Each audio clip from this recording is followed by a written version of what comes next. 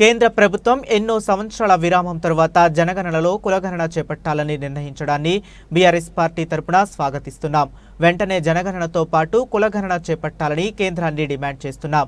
చేతులు దులుపుకునే విధంగా కులగణన చేస్తామంటే కుదరదు. చట్టసభల్లో బీసీలకు 50% రిజర్వేషన్లు దక్కితేనే బడుగు బలహీన వర్గాలకు సంపూర్ణ న్యాయం జరుగుతుంది. విద్య, ఉద్యోగాల్లో బీసీలకు 50% రిజర్వేషన్లను ఇవ్వాలన్నారు మాజీ మంత్రి శ్రీనివాస్ గౌడ్. ఈరోజు కేంద్రం ఎన్నో సంవత్సరాల తర్వాత దాదాపు స్వాతంత్రం వచ్చి 8 సంవత్సరాల దగ్గర అవుతోంది.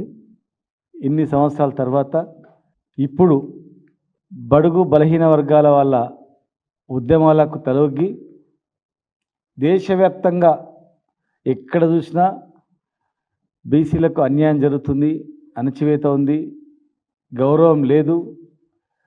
చట్టసభలలో రిజర్వేషన్ రావాలంటే, స్థానిక సంస్థ రిజర్వేషన్ రావాలంటే అసలు వీళ్ళు లెక్క తేలాలి, ఎంతమంది ఉన్నారని లెక్కలేదు, మేము ఎట్లా అడగాలని అనేక బీసీ సంఘాలు, కుల సంఘాలు, చాలామంది ఎస్సీ ఎస్టీలు, ఓసీలో ఉన్నటువంటి వాళ్ళు కూడా చాలామంది, కొన్ని రాజకీయ నాయకులు కూడా ఖచ్చితంగా న్యాయం జరగాల్సిందే వాళ్లకు అని చెప్పి వాళ్ళందరి కోరిక మేరకు ఈరోజు ఒక నిర్ణయం తీసుకున్నందుకు మరి కేంద్ర నిర్ణయాన్ని స్వాగతిస్తూ వారికి మనస్ఫూర్తిగా కృతజ్ఞతలు మా పార్టీ తరఫున మేము కృతజ్ఞతలు తెలియజేస్తూ ఉన్నాం.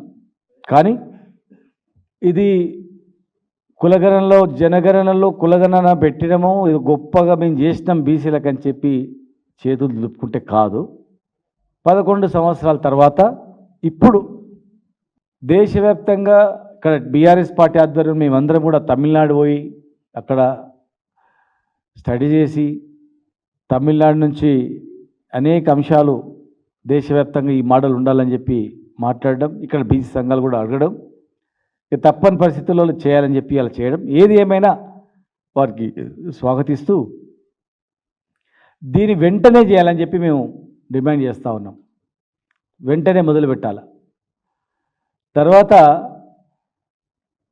చట్టసభలో రిజర్వేషన్ కూడా జనాభా ప్రాతిపదిక మీద చట్టసభలు కూడా ఇమ్మీడియట్గా రిజర్వేషన్ కలిగించాలి.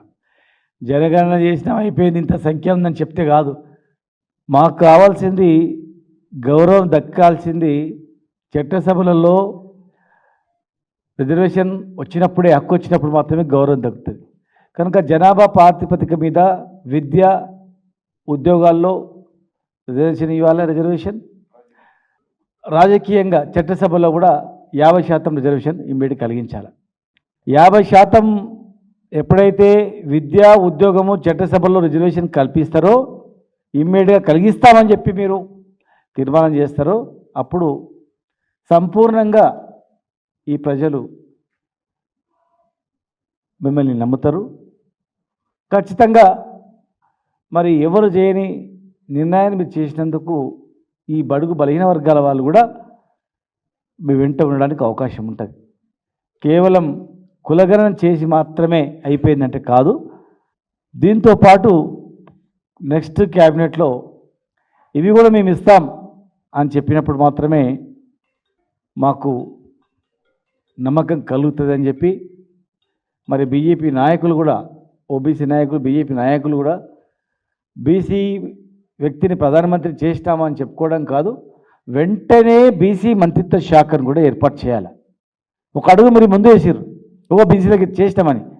ఒక కులగణనలో ₹1 ఖర్చు కానీ పెట్టడం కాదు, బడ్జెట్ అలొకేషన్ కూడా జనాభా ప్రాతిపదిక మీద బడ్జెట్ అలొకేషన్ చేయాలి, మంత్రిత్వ శాఖను ఏర్పాటు చేయాలి. నెక్స్ట్ ఫ్యూచర్లో మేము చట్టసభల్లో కూడా జనాభా ప్రాతిపదిక మీద కలిగిస్తాం. 50%, కనీసం 50% చట్టసభలో రిజర్వేషన్ కలిగిస్తాం. స్థానిక సంస్థల్లో కూడా మేము రిజర్వేషన్ కల్పిస్తాం. విద్యా, ఉద్యోగాలు కూడా మీకు రిజర్వేషన్ కలిగిస్తాం అని చెప్పి ఈ 5 అంశాల మీద వెంటనే ప్రజలకు తెలియజేయాలని చెప్పని మేము డిమాండ్ చేస్తూ ఉన్నాం. ఒకవైపు స్వాగతిస్తూ వెంటనే ఇవన్నీ కూడా అమలు చేయాలని చెప్పి మేము డిమాండ్ చేస్తూ ఉన్నాం.